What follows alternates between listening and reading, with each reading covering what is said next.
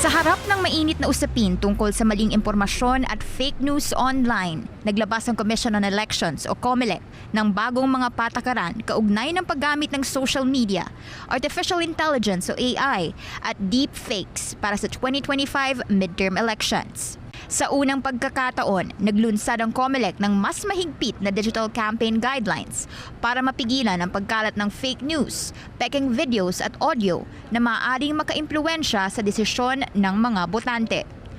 Ayon sa mga alituntunin, bawal ang paggamit ng deepfakes, mga teknolohiya ng AI na kayang baguhin ang mga imahe, video o audio upang magmukhang tunay ang isang tao na nagsasalita ng mga bagay na hindi niya sinabi o ginawa.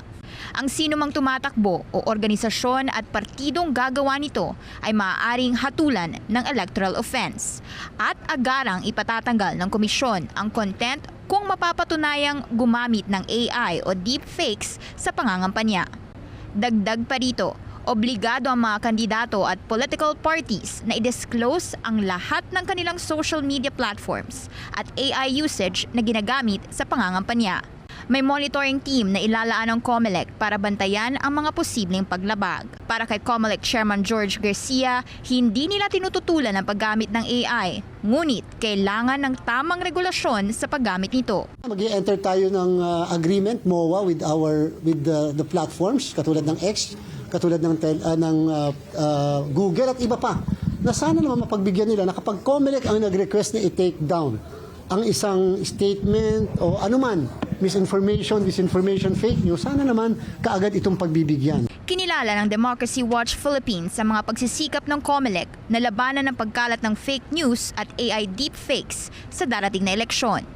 Ngunit dahil sa lawak ng digital space ngayon, nananawagan sila sa komisyon na manatiling matatag sa kampanyang ito at palakasin ang pakikipagtulungan sa mga pangunahing sektor at stakeholders. Sa patuloy na pagsulong ng teknolohiya, umaasa ang COMELEC na magiging maayos at patas ang 2025 elections sa kabila ng mga banta ng AI at deepfakes. Para sa Agenda, Hannah T, BNC.